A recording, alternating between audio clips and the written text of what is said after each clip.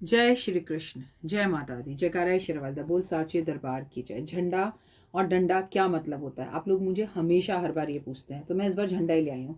अब मैं इस झंडे को अगर डंडे से अलग कर दूं और मैं पंडित जी को जाके कहूँ, पंडित जी ये रहा मेरा झंडा, आप भगवान को चढ़ा दीजिएगा, तो ये झंडा तो नीचे ही गिरा रहा। इसके चढ़ाने का या भगवान को समर्पित करने का मुझे कोई भी फल नहीं मिलेगा।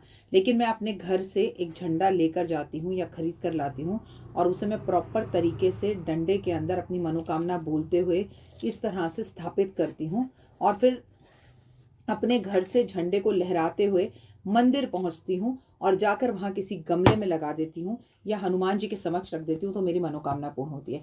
कल है नवरात्रों का चौथा मंगलवार, मतलब चौथे नवरात्रे में मंगलवार। मेरे हाथ में इस वक्त 10 का नोट आप देख रहे हैं। इस तरह से अपनी मनोकामना को बोलते हुए, हे प्रभु मेरे घर में धन दौलत मान सम्मान प्रतिष्ठा यश सेहत खुशियां मान इज्जत सब कुछ आ रहा है। आपकी असीम कृपा मेरे ऊपर है, राम जी की असीम कृपा मेरे ऊपर है।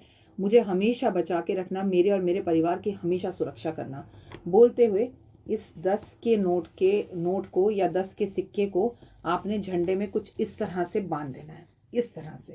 अब ये झंडा कुछ इस तरह से हो गया और इसे कल जाके आपको भवानी के मंदिर में, दुर्गा के मंदिर में या किसी भी मंदिर में या किसी भी पीपल के पेड़ के नीचे जाकर गाड़ देना है और खड़ा कर देना है। आप यकीन मानिए, इस सिक्के को लेने के लिए जैसे ही कोई इसे खोलेगा या हवा से ये खुलकर लहराते लहराते गिरेगा, वैसे ही आपकी सभी मनोकामनाएं और विशेष पूरी होनी शुरू हो जाएंगी। झंडा लगाना, ध्वज लगाना हमारे हिंदू सभ्यता संस्कृति के अंदर एक बहुत बड़ा काम है। याद हो आपको 2023 भविष्यवाणी में मैंने आपको कहा था कि झंडे वालों की 2023 में बल्ले बल्ले हो जाएगी।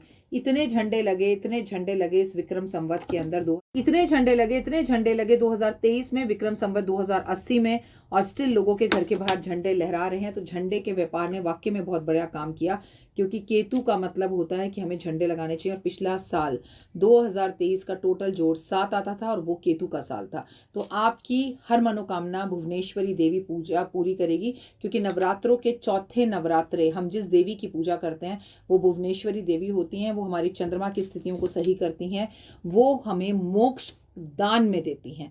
मोक्ष का मतलब ये नहीं कि हम दुनिया को छोड़ दें, मतलब कई बार हम बेकार के जो है ना दबावों में पड़े रहते हैं, बेकार के झूठे रिश्तों में पड़े रहते हैं। उनसे हमारा रूबरू होता है, हमारी आंखें खोलती है माँ और हमें सही का सामना कराती है। तो कल इस तरह से अपनी मन्नत बोलते हुए मंदिर में झंडा जरूर लगाएं। कमेंट्स में जय माता दी।